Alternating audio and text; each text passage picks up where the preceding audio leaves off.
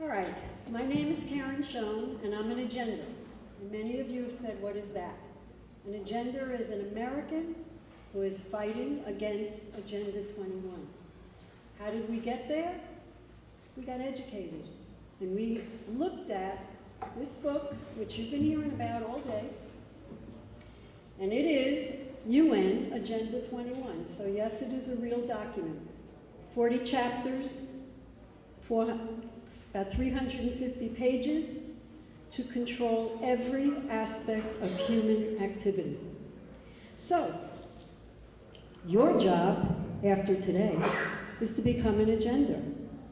Find something in Agenda 21 that you hate, and believe me, there's plenty of it, and become an expert, because that's all an expert is.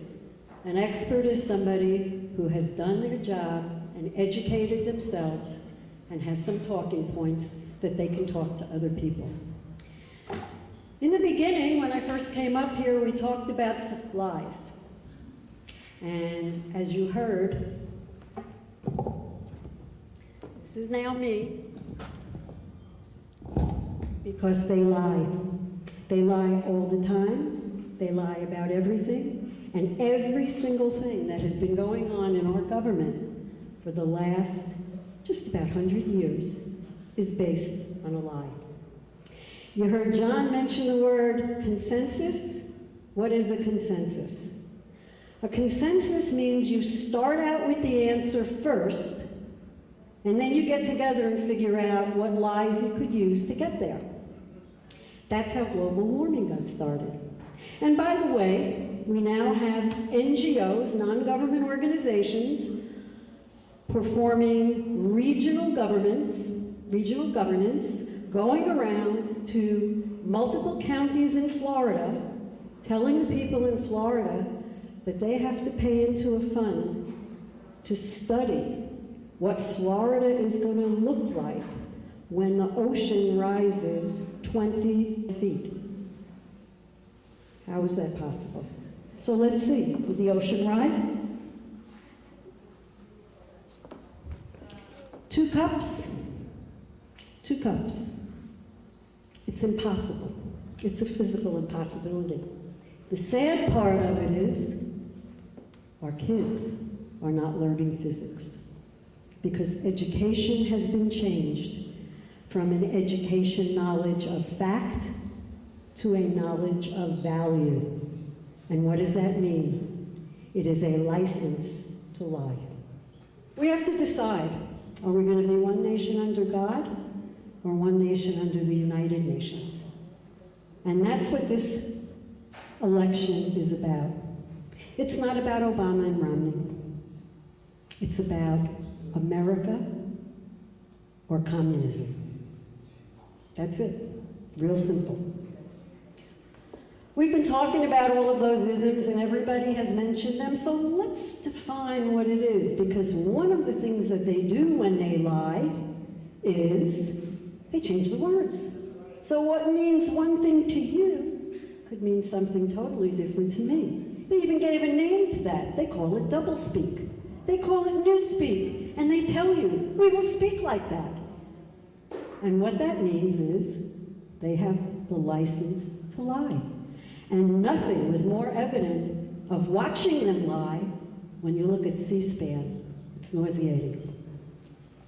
So we have America, which is based on individuals being the best that they can be, getting the tools that they have to be able to take and disseminate that knowledge of factual information and make choices for them in their future lives. And the fact that exceptional human beings will get together with other exceptional human beings creates America. And that's what enabled us to be able to provide to the world 235 years of the most incredible inventions that have ever been created. Under communism, we the people give the control of our lives and our choices to the United Nations. Period. That's it. There is nothing simpler than breaking it down in its simplest component. Either we are going to make a choice, or the United Nations is going to make the choice for us.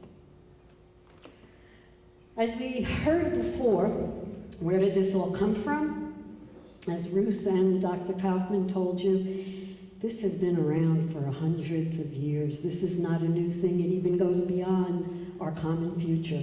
Actually, the Rockefellers, those sweet guys, they wrote the unfinished agenda, and they are the ones that decided the one thing that will create the most crisis and scare Americans the most is to have a crisis about the environment. And boy, were they right. And they use the environment to control the people. They follow their leaders. We call them the elite, we call them evil, but let's identify them. Who really are they? Well, they are the Council of Foreign, you may want to write this down, the Council of Foreign Relations, CFR. Go and look at who makes up that council, and then go and look at what those people say, and you will find they are Republicans, they are Democrats. They are the same. So it doesn't matter who we elect. The person is unimportant. It's the ideology. And what they feel is, well, for those people that want big government, we'll give them a Democrat. And for those people that want big business, we'll give them a Republican. When reality sets in, as Dr. Kaufman said, the Democrats, the Republicans, government, and business are all the same. They are all designed to do the same thing. Take the land out of the hands of we the people. Why? Because America and the American middle class is the only group of people left in the world capable of fighting communism. We are the only group of people left with education capable of fighting communism. And through the health care bill, who was the target? The seniors. Why? Because we are educated, and because we remember what an education was, and we remember what it was like to be free people. And they cannot have that. Because America can no longer be a role model for the rest of the world, because then the rest of the world might want to be like America. And that would be a horrible thing, because that would cut into their power and their control. They've already got the money, they've stolen it, and they're going to continue to do that. But now they're lacking two things: power and control. And through the promotion of the tenets of Agenda 21, they're on a fast road to be able to do that. John Casey talked about global warming, so we'll go on. That's one of the biggest lies, and we just saw that the ocean is not going to rise 2 to 20 feet. And I will make a suggestion. A woman came and she heard, and she went to an agenda conference. She then went to an environmental meeting. And when she went there, she walked in and she sat down and she brought in a cup of ice. And she put the cup of ice with the water on the table, and when they started talking about the oceans rising 4 to 20 feet, she said, "How is that possible if the ice melted and the water did not get displaced and spill all over the table? Could you please explain that to me, sir?" They have no answer. And that's what really this is all about. They have no logical answer. And they are used to us being silent. And they are used to us with not pushing back.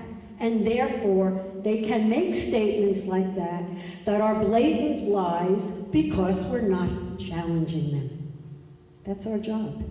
And that's our fault.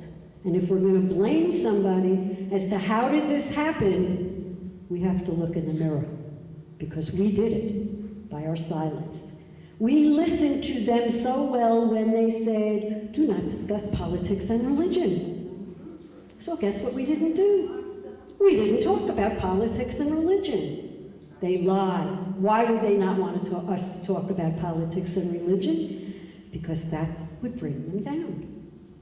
We have to be ahead of them. We have to be smarter than them. And we have to understand when they say something, they're lying. Period. Whatever they say, they mean the opposite. So we have the Council on Foreign Relations, the International Monetary Fund, that's the IMF, the Federal Reserve, every federal agency head, and the United Nations. There's about, I would guesstimate, about 10,000 people that are hardcore communists that are pushing this agenda. How does that compute? 10,000 people telling lies and 6 billion people's going, yes, boss, yes, boss, yes, boss. How are they doing that? Well, Dr. Kaufman told you about the biodiversity treaty. When you read their work, you have to think, what does it mean? Because it never means what it says it means. When they talk about in the table of contents, go back a second, when they talk about in the table of contents about the biodiversity treaty and how land is going to be treated and what we're going to do with the land, what does that really mean? Well, when they talk about the international cooperation, what are they talking about? They're talking about globalization. Now, there's a big difference between international and global. But again, that's only if you know what the words mean, because they intertwine it. So the people who say we must participate in an international economy don't mean we have to take the United States and fold it up under the United Nations and become a one-world government.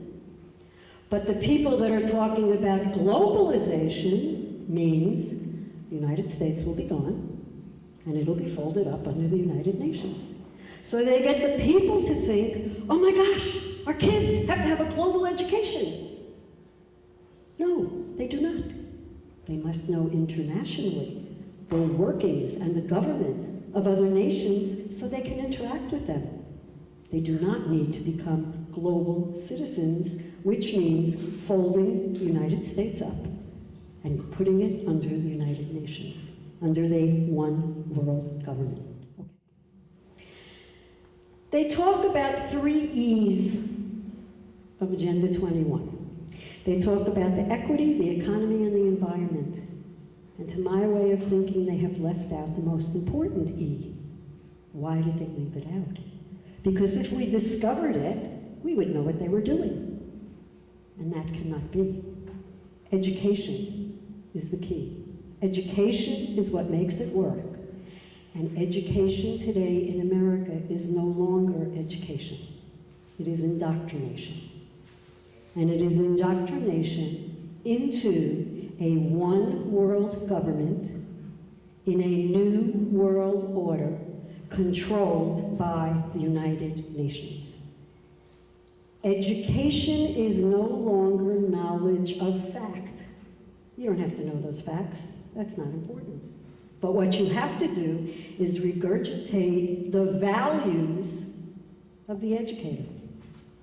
So if that educator is disseminating a test like the FCAT, and they give a paragraph that talks about how man is responsible for global warming, and that kid is studying that paragraph, what's going to stick in their head?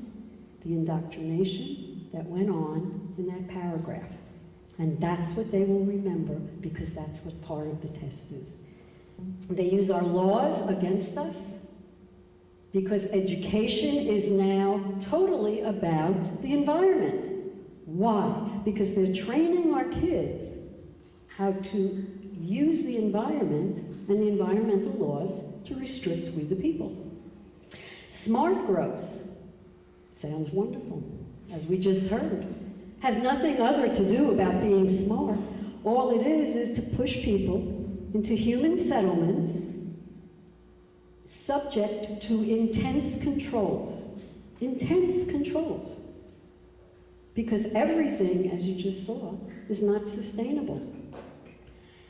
I would like the people who just went through the energy down grid in Washington when it was over 100 degrees to recognize what their new life will be in their sustainable developments when they have no air conditioning. Because in Europe, they do not have central air. Why are they off in Europe for the entire month of August? Because they're nice and they want them to go and have a good time? No, because it's hot and disgusting and there's no air conditioning, so who could work? Our children will be living in human settlements in flats of about 700 square feet, walking to their jobs, restricted in their mobility, restricted by what they can eat, restricted by their energy use, and restricted by what they can wear, do, and breathe. And believe me, if they could figure out a way to tax us while we were sleeping, they would do that too. Down in Central Florida, before I came here, I got an emergency call from a gentleman who said, "You're not going to believe this. We have a new government agency called the Government Services Group who called our county commissioners and told them they will help us implement a new EPA ruling. What should we do?" And I said, "What is the ruling?" They're going to come around and measure the square footage of everybody's house and tax them when it rains. Rainwater, stormwater, runoff, pollutant. The rain has become a pollutant. You see the way it works? They're not going to come and say, "I'm going to steal your land." What they're going to do is say, "You're going to pay a fee for this, and a fee for that, and a fee for this, and a fee for that. And if you can't pay your fee, oh my goodness, we'll buy the land from you, or we'll let you stay there, and you can sign over your development rights. But one way or another, you're going to pay." What do they think about our kids? When I saw this and I heard this, this was staggering, and we heard that out of Shirley McGreal's mouth. They have wonderful names for us. Our children are called human collateral or human capital. We are considered human consumers. We are also called sheeple and useful idiots because we are like bobbleheads. We go, "Yes, boss, yes, boss, yes, boss, yes, boss." No thought process, no thinking, nothing. In our children's school today, it's like someone said, if we're going to make you accept and love the color green, we're not going to come in and say, "Today we're going to be green." We're going to say, "Today we'll have a little yellow, and we'll have a little blue, and we'll mix it together, and pretty soon we'll have green." And that is what has been going on in our education. Nobody came and said, "Today we're going to teach you communism. Today we're going to teach all of our kids to be good little communists." No, they don't do that. They tell you, "We will be following a global citizenship program using international benchmarks." That's race to the top. Well, there's only one place where we can get international benchmarks, and that's in UNESCO, because that's the only place that is. What does a global citizenship mean? Well, you can't be a citizen of America if you're a global citizen, because you can only answer to one government, and that's the United Nations. So the goal of education today is based on two things. One, totally eliminating the United States, because we are the worst country in the world. We are human beings who have destroyed this planet. That's what your kids are learning. Your kids are learning that humans are the enemy of the earth, and that nature is more important than man. Think about that. Nature is more important than man. Well, the first time when I read that, I got up and I said to my cat, make me breakfast. And she said, meow. How is that supposed to work when I get older? Is she going to take care of me? I don't think so. Dr. Kaufman is right. What they are saying makes absolutely no sense at all. And they're not used to being challenged, and that's the problem. If we would challenge them, of which we could very easily, on two key points for almost every single program. Where's the scientific evidence? There isn't any. And where is the financial information? How much is it going to cost? Who's going to pay for it? What's the return on investment? There isn't any. Because it's project upon project upon project upon project, each one being more and more intrusive in our lives. Each one bringing more and more regulation. Each one playing upon our emotion, because we wouldn't want to harm the turtles. So rather than harming the turtles, we will spend $2 million to make a turtle tunnel while we have Floridians living in tents and cars because they've been kicked out of their homes and they have no place to go. And I hope Bill Nelson is standing by the turtle with his stop and go sign, because I don't know how else the turtles are going to know that they should be going in a tunnel. Take a look at that book that's in your kids' schools. What does that one say? Well, we would be talking about the preamble of our Constitution. However, what they have described as the preamble of our Constitution doesn't remind me of our Constitution at all. Because if you look at section R5, it says that to promote the general welfare means the needs for housing, education, transportation, and health are overseen by our government. Where does it say that in our Constitution? It does not. R6 says that labor laws ensure that people work in safe environments and that they are paid fairly for the work they do. I didn't see that in our Constitution. R7 says that the basic needs of people must be met in a country. I don't see that in our Constitution either.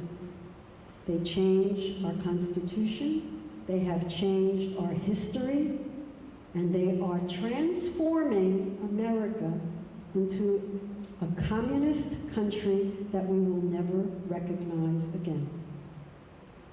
The key thing that she said in this Governor's Council, and who can tell me in the audience, who do you think was the president of that Governor's Council? Does the name Bill Clinton ring a bell? Of course, because he knew all about this, and then he could turn around and he could put in place the mechanism when he was president to implement it. So, when Barack Obama says it was Bush's fault, we really should say, no, it was Clinton's fault.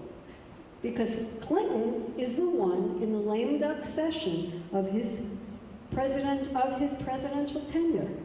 He gave us NAFTA to outsource the jobs. He gave our technology to China so they could beat us and catch us up. He provided us with the President's Council of Sustainable Development so they could implement Agenda 21, and he repealed the Glass-Steagall Act, which set the stage for our economic disaster by allowing the banks to go back to do exactly the same thing that we stopped them from doing after the last depression. Have mortgages, insurance, and real estate and investments in one bank. And when he did that, he destroyed the mortgage industry, the banking community, the small investment houses, and the small insurance houses. Why? So that they could push everything up to the big five who support the Democratic Party and Bill Clinton. Why not? In addition, he then promoted HUD in the Sustainability Act that said everybody deserves a house. Well, everybody does deserve a house. if they work hard and can pay for it. They should have one. However, by relaxing the guidelines and allowing the banks to underwrite the loans, crazy loans were given to people who only were capable of paying so much on 3 or 4 jobs, because I was a mortgage broker. What happens when that person loses that second job and that third job, and they still have the house? They can't pay for it. So this was pre-planned. This whole thing was pre-planned. Okay, we have Gary Lawrence, who said that participating in a UN-advocated planning process would very likely bring out many who would like to defeat any elected official undertaking local Agenda 21 or sustainable development, so we will call it something else. And as Ruth said, every time we learn about a new program, they change the name. What they don't do is change the program. Education has become indoctrination, and it follows the communist model in Soviet Russia called school to work. The goal is not to create educated people. The goal is to find out as early as possible what career path that child should be on. And that's what we have going on today, especially with Common Core standards, which are incredibly substandard. Incredibly substandard. And if you listen to our Commissioner of Education, when the grades came in, what did he say? Well, we've got to beef up education. He said, no, let's lower the standards. So you go to a mechanic, and his standards were low. Does he know how to do the math to fix the car? No. But he doesn't have to. Okay. We have going on in America today a deliberate dumbing down of Americans. Our founding fathers' IQ was about 125 and better. In 1970, the average IQ of Americans was between 100 and 110. Today, the average IQ of Americans is between 90 and 100. Shall we say mission accomplished? Because that's what they've done. In the last 30 years, no matter how much money was given to education, nothing has changed, because it's not the money. It's not the choice, it's not the teacher, it's not the class size. It is not anything other than the content of the curriculum. When you have a curriculum that has deviated so far from what education is, it can no longer be called education. When they say, think about this one, the Constitution is a living, breathing document. How many times have you heard that? You heard it, right? Well, think about this and ask your kids. Okay, the Constitution is a living, breathing document. We all agree that that's the law of the land that we all have to follow. Imagine you're playing football, and every time you go to kick the ball, they move the goalposts. Can you play? No. Could you win? Never. Well, how can the Constitution, that's supposed to be bedrock solid, change all the time? Because that would mean the law would be different for me, and you, and you, and you, and you. It's not different. Again, double speak, new speak, falsehoods. Education has been totally dumbed down, and that really started in the 60s, and they were able to accomplish that with us. We were the group that they were able to do it with. Why? Because the Vietnam War, we hated everything, we hated everybody, we were anti, and they made the teaching profession a draft-exempt job, and at that time, they instituted the modern education, knowledge of value, no longer knowledge of fact. So today, they are teaching collectivism. Collectivism is just a collection of all of the ism words. It all means the same thing. You have no rights unless I, the government, gives it to you. The government granting your rights by man, not by God. Did you know in our schools today, our children are celebrating February 20th as Social Justice Day. Did you know that's going on in our schools? Social justice following the UN Earth Charter, following the UN Declaration of Human Rights, which in no place says our rights are granted to us by our Creator. It says our rights are given to us by the United Nations. Aren't we lucky? I don't know about you, but I didn't elect anybody in the United Nations. So why are they granting our rights? Why are we allowing them to do that? Now I'm going to stop here because I could go on and on and on, but I'm running out of time. This is now up to us. We have no choice. We have to act. We have to be mobile, and we have to hold the people accountable. And one of the things that I like to do is I tell everybody, you must, first of all, you must go to your commissioner meetings and you must go to your school board meetings. And you must ask the people the right questions. IB is a program, International Baccalaureate. That's a program everybody says how wonderful, terrific it is. Well, it's about 5 times more expensive than every other program. It is America written by European socialists, and there is no record that it has accelerated anybody's learning, and yet it costs about 5 times more. So why is it in our schools? Because it's not being monitored. They're not paying attention. And for the most part, they have no idea how much it costs. And they hide the cost of it. So you have to find it. We should be demanding in our schools a classical, factual, American education that starts with the inception of America, not in 1865, so that they can avoid all of those uncomfortable documents and founding fathers who always get in their way. The only reason why kids have no idea what America is when Jay Leno walks in the street in the middle of the night and says, can you find America on a map, or what's the capital of America? And the kids go, duh. It's not being taught. If they don't know what freedom and liberty is, they're not going to miss it. And it's not being taught.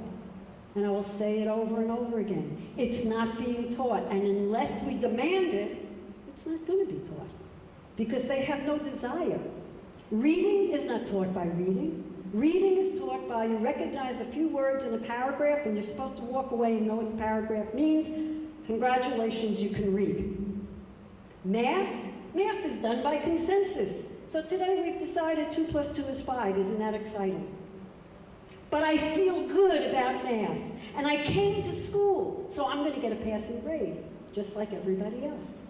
We have taken our kids. We are taking away their exceptional ideology, and we are turning them into mediocre drones who will do the government's bidding, because that is what this is about. You must go to meetings. You must go to your commissioner meetings. And when you go to your commissioner meetings, here's a good little exercise. Go on your website of your county. Pull up your county vision plan or your county comprehensive plan and type in the words private property rights. You will not find it. How can your commissioners sign onto a plan that stretches out 50 to 60 years in America that does not address private property rights? Because you won't have any once this is done. Folks, we have no choice. It's up to us. It's not up to anybody else. It's up to we, the people, because the crowd in Washington, the crowd in Tallahassee could care less about us. To them, the death of one is a tragedy. The death of many is a statistic. And as you saw, more people have died under communism than any other tragedy going on in the world. It's up to us. On Agenda 21 today, we have postcards. Sign up and get our newsletter. Every week, we pick a message. If everybody sent a postcard to Congress, we would stop being invisible. Why do you think they call this the silent majority? Because they don't want to hear from us. If they said the noisy majority, we might make noise. They're using those words to implant in our brains the psychological manipulation that will cause us to be subservient little drones and do their bidding. So when John Kerry stands there and says all of the things that he's saying, he should wear on his shirt, I am worth $250 million and I don't give money to anybody. Because that's what happens. Do as I say, not as I do. Folks, we have no choice. Victory is our only option. We cannot stop until this is over. So when you pull that lever in November, you have to think, am I going to vote to be under the United Nations rule? Or am I going to be capable of ruling myself? Thank you.